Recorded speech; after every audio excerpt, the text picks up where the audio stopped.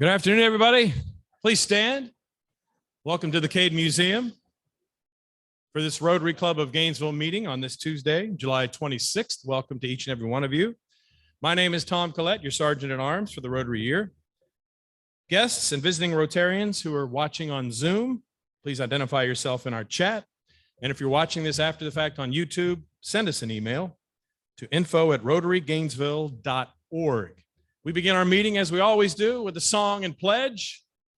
And it's my distinct honor to introduce Pete Enwall to do just that.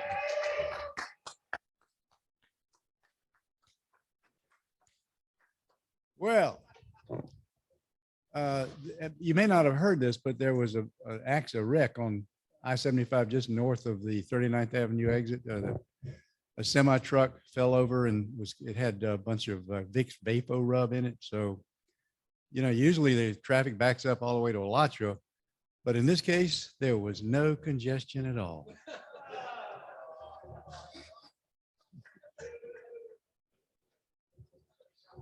Wow. We now have a hole through there, so I can see Gordon, and he is going to lead us in My Country 'Tis of Thee. My country 'tis of thee, sweet land of liberty, of thee I sing. Land where my fathers died, land of the pilgrim's pride, from every mountainside, let freedom ring. Join me in pledging allegiance to our flag. I pledge allegiance to the flag of the United States of America and to the republic for which it stands, one nation, under God, indivisible, with liberty and justice for all. Thank you very much, Pete. Now, please remain standing for our invocation offered today via Zoom by Kevin Thorpe. May we pray. Lord, we are beyond grateful for this day, for each new opportunity that it now provides. Thank you for the gift of life, happiness, and health. Bless today's presentation as we honor the rich history of Gainesville and Alachua County. It is for your sake and for your glory we pray. Amen. Amen. Thank you. You may be seated unless you are visiting us, either as a visiting Rotarian or as a guest of one of our Rotarians. Jason Shank has the microphone.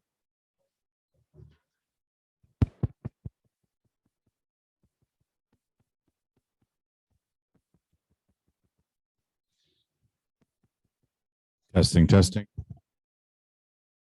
Did you unmute the mic?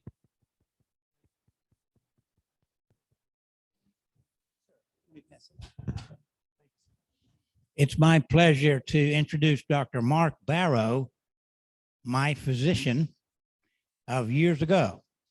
And I'll tell you sometime privately how he figures in me being here today. Now, Greg will finish the introduction. Thank you, Joe. And Dr. Barrow, I'm so honored to have you here today.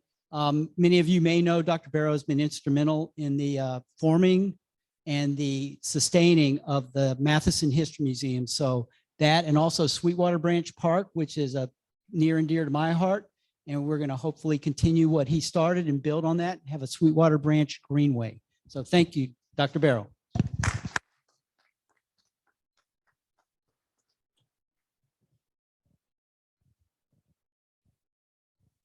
Fellow Rotarians, I am honored to introduce my guest today, Gary Gordon, who is a former commissioner mayor, and I have my money because I know there's a fine, but he is running for mayor.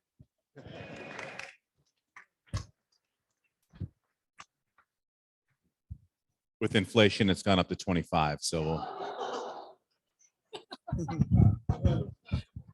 That's funny. Good afternoon. I have a pleasure to introduce Cole Walters. He is the COO of your local Boy Scout Council, the North Florida Council, serving 6,000 families in our 17 counties. Thank you. Welcome to all of our guests here today.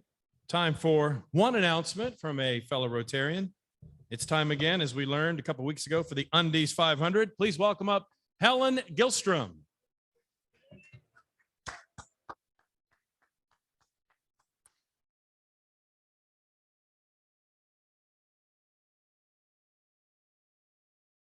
Pete Anwar, where are you? What kind of undies do attorneys wear? Legal briefs. Okay, you know the routine. These are really needed in the schools. They appreciated them so much last year. Not only do we give them enough to get started for the year, but when the nurses needed more, they were able to replenish for the second semester. Not only is it, accident issues, but kids got sick. It's just, a fact of life. Anyhow, it's kind of nice to do something that's hands-on and we know it directly goes somewhere in our own community. You got 4 ways to do it. You can go to your bulletin and click on the Amazon, and I heard it might not work, but we will check that for you for sure. There's a QR code thing on your table. You can just zap that and order it right now. You can go shopping. I will tell you, Target has a wonderful arrangement of underwear right now. And you can give me some cash if you'd like. So I'll be out here later and we'll be back next week too. Thanks.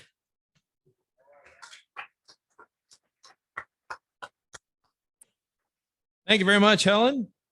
And now, without further ado, we turn the program over to your president, Greg Young.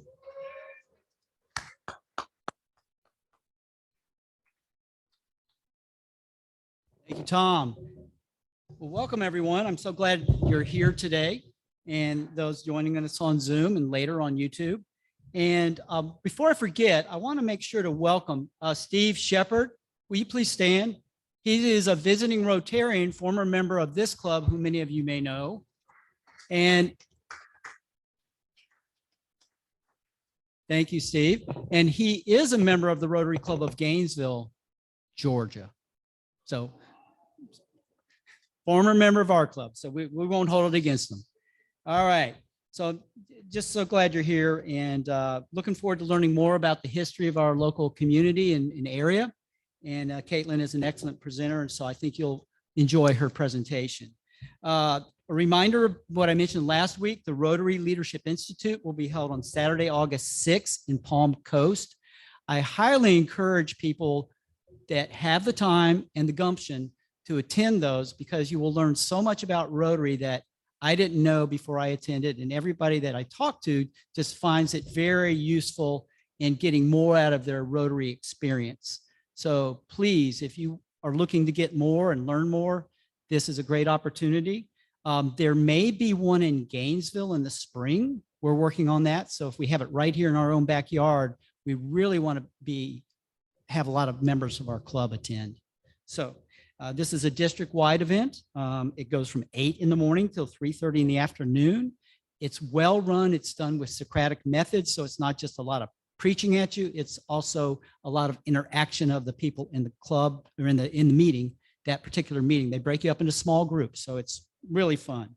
So I hope you'll consider joining me and some others that are planning on going to Palm Coast August 6th. We do have some funds in the budget that can help cover the cost of that. I think we have up to 5 members that we can sign up and cover the cost. If you were the first 5 to come to me, we will cover your registration cost. Also, I want to quickly mention, you may have noticed in the bulletin, there is a woman from Istanbul who's a fellow Rotarian. And we did check and to see that she is in that club and she's a member of Rotary. And she is coming to Gainesville, Florida from July 30th through August 19th to do an observership in the area of obstetrics and gynecology. And if you are interested in learning more about hosting her while she's here, I would love to talk with you. So please let me know if you have any interest in doing that. And I think that's about the end of my remarks. So at this point, I'd like to bring up Bob Mounts, current president of the Matheson History Museum, to introduce our guest.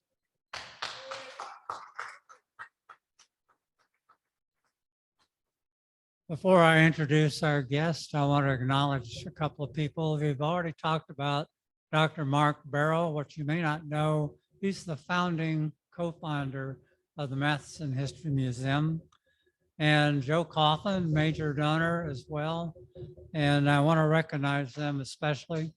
The museum depends on private donations and grants. You know, that's pretty much it. Also want to recognize a couple of our board members that are here today, David Chadwick and TJ Sache, who as part of our fundraising committee completely revamped our entire fundraising scheme. It's on the website now, mathesonmuseum.org, and couldn't do it without TJ was the one that said, you need corporate sponsorships. And finally, I'd like to recognize my friend Gary Gordon, who over the years has been a frequent donor of artifacts, bell-bottom trousers, papers from his time as mayor, and even did a book launch recently, Mikan's Revenge. So the venue of the Matheson is nice for all that sort of thing that adds richness to local history. What you know about Kaitlyn in the bulletin is just part of it. You know her credentials. She got her basic degree in history from Auburn. She got her master's in museumology, which I think means museum studies. Is that right? Ology. And from the University of Florida. And she's been with the Matheson since 2015. What you don't know, and Greg and I both learned this in spades when he was president of the Matheson a year ago, is what a learner she is. I mean, she, in the 6 years or so that she's been with the Mathesons, she has mastered every single facet of the business side. A lot of things that we didn't know, helped us correct a lot of things that needed to be corrected, and was the obvious choice even after a national search to be our executive director, and has been permanent executive director since last November. So, I mean, she had the courage and the knowledge and the foresight to take the Matheson into the future. And I know you're going to enjoy her talk today. Kaitlyn Hof-Mahoney.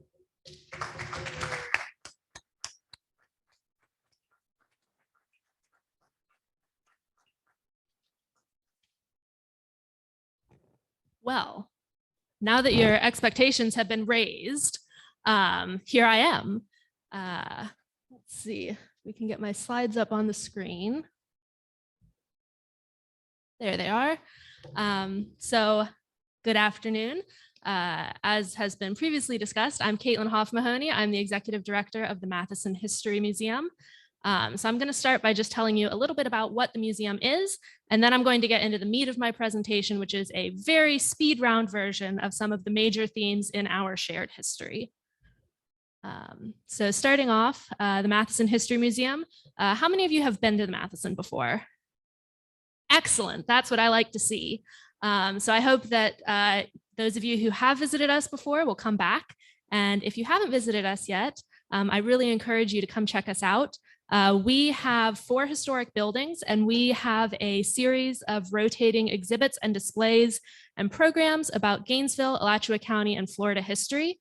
So right now we have 2 exhibits on display. We have We Are Tired of Asking, Black Thursday and Civil Rights at the University of Florida, and Trailblazers, 150 Years of Alachua County Women. That exhibit will be closing in August so that we can install our new exhibit opening in September about the Great Southern Music Hall, which was a really fantastic concert venue here in Gainesville in the 70s. So we'll be looking at that time period and some of the general context for music history in this area during that time. So that's going to be a lot of fun. So I'm really looking forward to that and encourage you to come check it out. A little bit of history. We opened as a museum in 1994, as has been mentioned several times, partially thanks to the tireless efforts of Dr. Barrow and many of the people who worked with him to get us open in the American Legion Hall. We're right on University Avenue. Another question, how many of you knew Sarah Matheson? All right, we've got a few hands. You know, that is one of my favorite things about the museum and being in this community is, you know, meeting people who knew Sarah and learning more things about her because she was just a really fantastic woman. We are currently open from 1 to 4 on Wednesday through Saturday, and we offer tours of the historic Matheson House and research in our library and archives by appointment. And as part of the complex, we have 4 historic buildings. We have the historic Matheson House.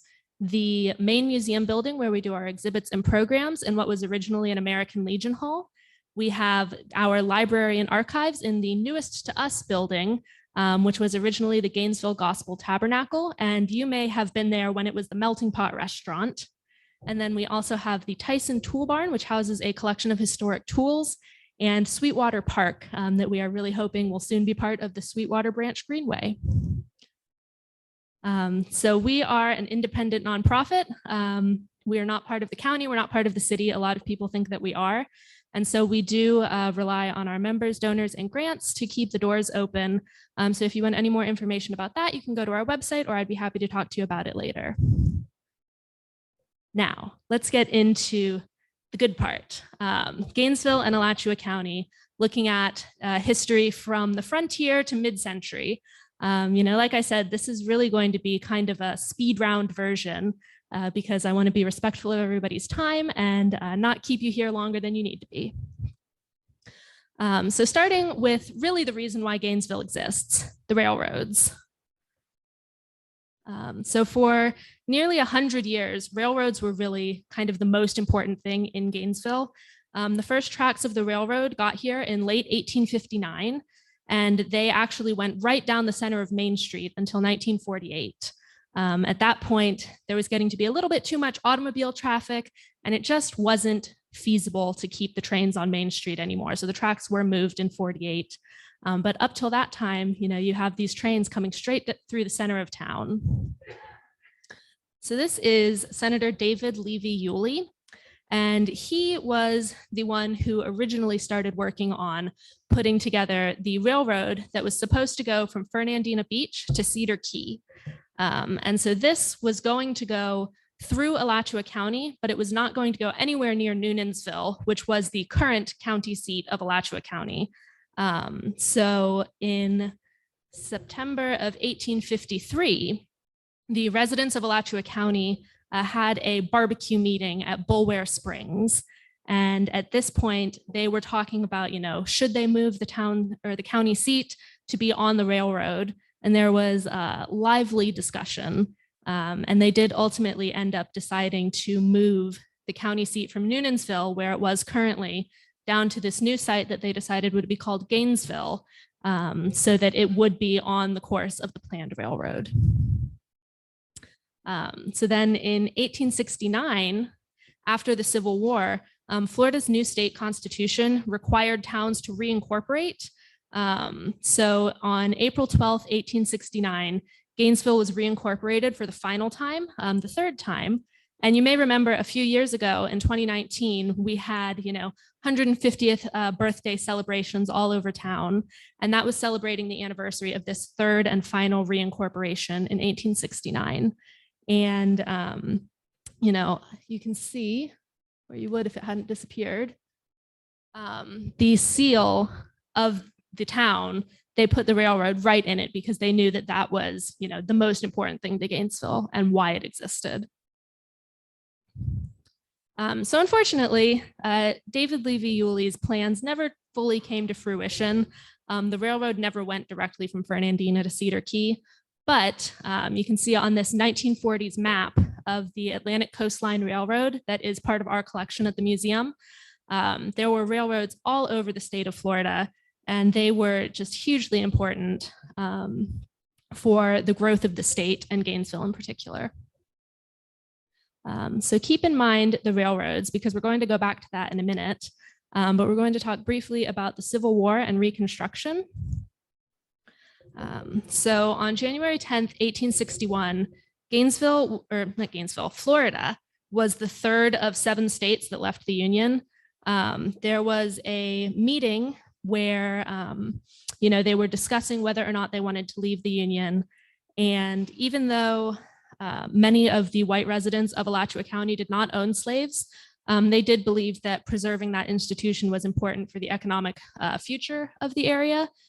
So Alachua County representatives were very much in favor of leaving the Union. So going back to the railroads, Gainesville was a very safe location during the Civil War because it was inland, away from the Union gunboats on the coast. And we also had those railroads.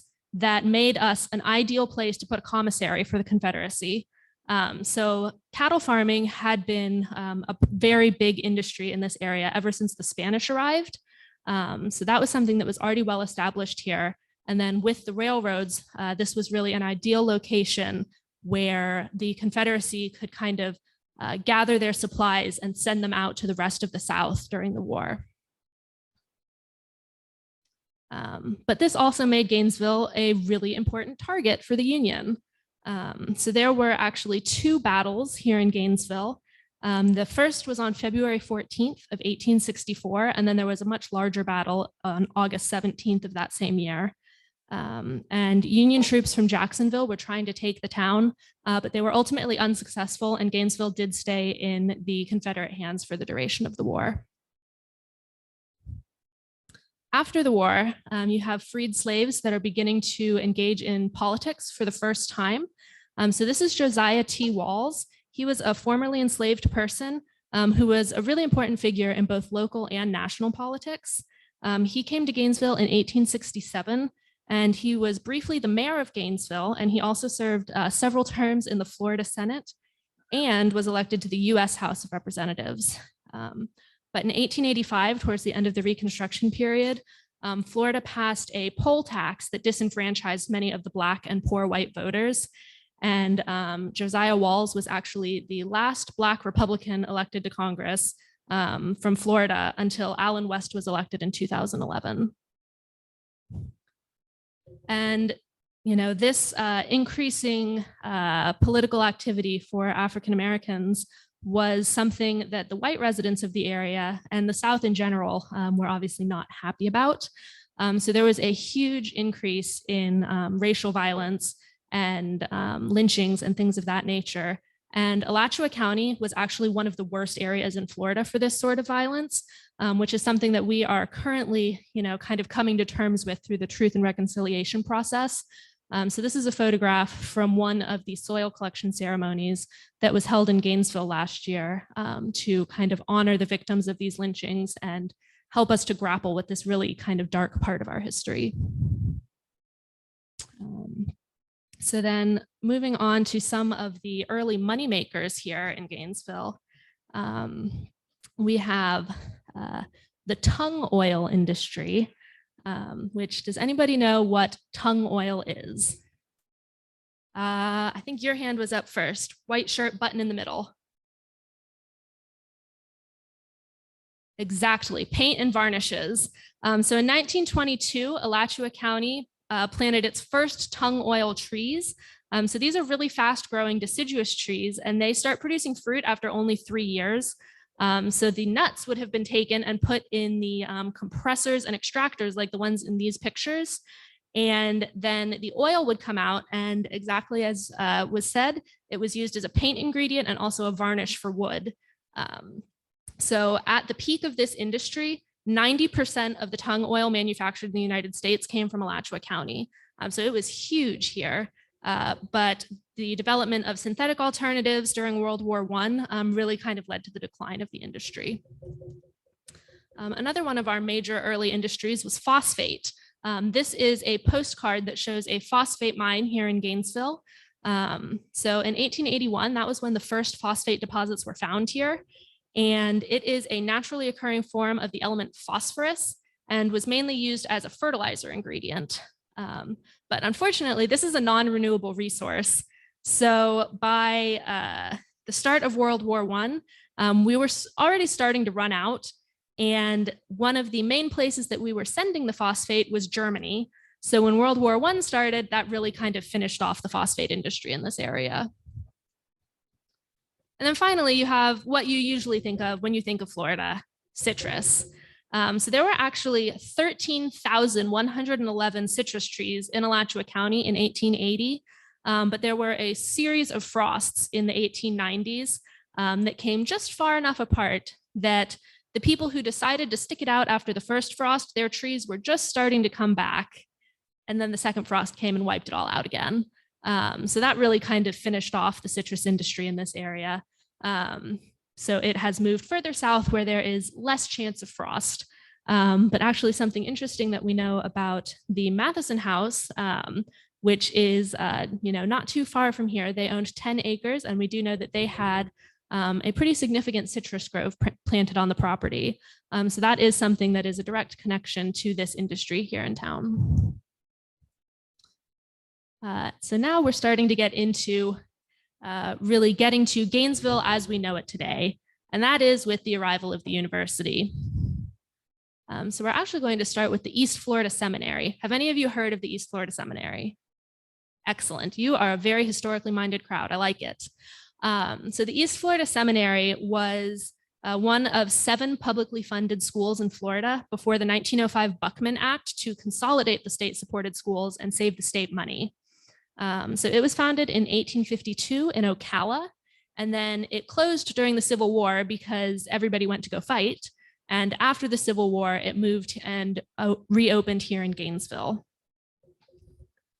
So this was actually a co-educational institution, and both the men and the women were required to participate in military drills and calisthenics.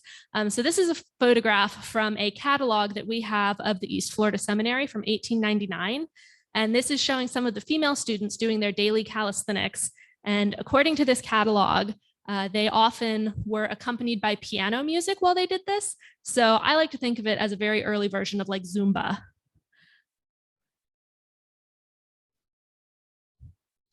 So if you look closely at this postcard, there's something weird about it. It's the University of Florida Gymnasium in Lake City. So when the Buckman Act was passed in 1905, Lake City and Gainesville were the 2 candidates for the location for the new University of Florida. And Lake City already had the University of Florida. So how did Gainesville end up with it? Does anybody know? Water, exactly. So if you remember back a few slides ago, you have the picture of Bulware Springs. That was one of the main water supplies for the town. And Gainesville offered free water for the university to the state of Florida. And that was really kind of the deciding factor. So around midnight on July 5th, 1905, a telegram arrived at the railroad station in Gainesville, and it read, "Gainesville wins the university by a vote of 6-4. And there was a huge crowd gathered at the railroad station waiting for this news, and they went nuts. There were celebrations throughout town for several days. You had church bells ringing, people banging on pots and pans. There were parades through downtown. People were just thrilled because they knew what a big deal this was going to be for the development of their town. And boy, were they right. So this is a copy of the very first issue of the University News from October of 1906. So this was when classes first started at UF in Gainesville. And you can see, oh boy, the one over there is very small. It was attended with elaborate program and much ceremony. So it was a very exciting time. And, going back to the East Florida Seminary, this was the earliest of the schools that merged to form the university. So when you look at UF's seal and it says 1853 on it, that is the year that the East Florida Seminary first began receiving state funding. Gainesville, the University of Florida in Gainesville didn't actually exist until 1906. So now we're getting into the theme of, growth and expansion after World War II that was really significant for Gainesville and also Florida as a whole. So the University of Florida became officially co-educational in 1947. So this is a picture of some of the first co-eds at UF from the 1948 yearbook. And there were female students at UF before that, because you were able to enroll if you wanted to take something that wasn't offered at the Florida State College for Women in Tallahassee. But in 1947, women were allowed to enroll in any courses that they wanted. They were able to participate more fully in campus life. And then also around this time period, you have veterans coming to school from the GI Bill of Rights. So in February of 1946, there were about 2,000 veterans and 900 non-veteran students at UF. In contrast, the year before that, total enrollment at UF was about 500. So that is a huge expansion in a very short amount of time. And it put a huge pinch on, the facilities and everything that was needed to support this many students. So this is a spread from the yearbook, I believe 1948.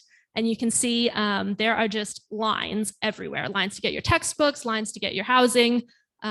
You were just going to wait in line. And often you might get to the front of the line at the bookstore and they no longer had the book you needed. But one of the big challenges was housing, because a lot of these veterans had families. So you can't just stick them in a dorm. Where are they going to put their wife and children? So the solution was to take the barracks from Camp Blanding that were no longer being used because the war was over, move them to the university, and create what was known as the Flavette Villages, named after the Florida veterans who lived there with their families. And there was also, a huge impact off campus as well. When you are driving around Gainesville, you can often see that most of our built environment here is from mid-century. And that is largely because of this huge influx of people during this mid-century time period. So they needed to build these houses as quickly as possible. So some of these images on the screen, these are from the organization Gainesville Modern. And we partnered with them to do an exhibit about mid-century architecture a few years ago. And they had identified moderns that matter, that these structures are starting to become eligible for listing on the National Register. And there's a little bit of pushback on that because people are like, well, that's the house I grew up in. It can't be historic yet. So that was part of what we did with this exhibit, was looking at, some of these moderns that matter and could be potentially eligible for, historic listings. But there is just a huge amount of this throughout our community because that is when we needed the most housing built very quickly. So that is the end of my speed round of Alachua County history. We do have some more resources available on our website. We have a cell phone tour for downtown Gainesville. We have a virtual tour of some of the other towns in Alachua County. We have virtual versions of our exhibits, and we have lots of other information about the museum, ways you can get involved, and all of the cool things that we have going on. So thank you all so much for having me. And are there any questions?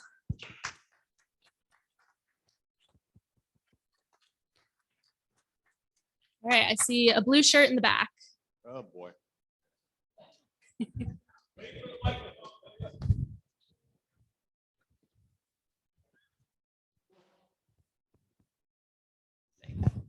Could you speak a little bit about General Gaines and about how Noonan's Lake was named?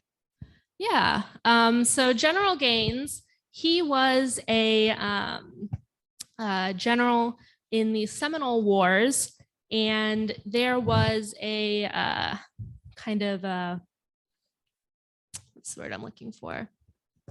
We'll go with battle. There was a battle here in Florida that was not going very well. So General Gaines was actually stationed, I believe, in New Orleans, and he came rushing in with his troops without anybody telling him that he should be doing this, to come and, rescue some of the people who were, stuck in this battle. And so, that is one of the things that we think about why Gainesville is named that. At this picnic at Bulware Springs, there were a few people who had actually served under General Gaines. So they were advocating for naming in his honor. I was trying to dodge that one. That is an excellent question that I am not prepared to answer off the top of my head. But I'll definitely try and get that one stuck in my brain for next time. Hi, Kaitlyn. So Noonan'sville, the original hub of the county, county seat, where is that located and where could you see remnants of that?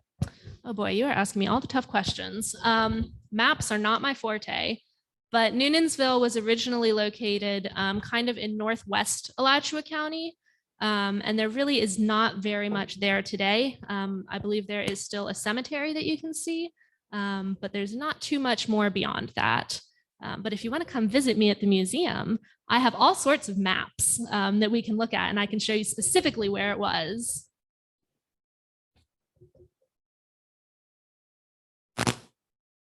All right, well.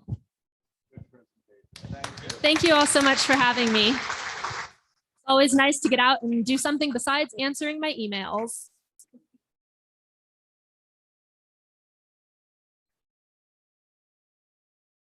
Kaitlyn, thank you so much. That is an excellent overview of the history of this area. And Bob was right in his introduction. You have really stepped up and served the Matheson and our community really well. And you're one of the rising stars in the community, I would say. Well, today, because you came and spoke with us about the club, or excuse me, about the Matheson, I would like to present you with an award that will honor you by giving money to the Cade Museum, their scholarship fund for underserved children in the community that can come to some of the camps and the activities that Cade does. And so the Rotary Club of Gainesville will be giving money to that scholarship fund on your behalf. And so thank you, Kaitlyn, so much for presenting to us today that great picture of Alachua County history. And just pick a number, for me.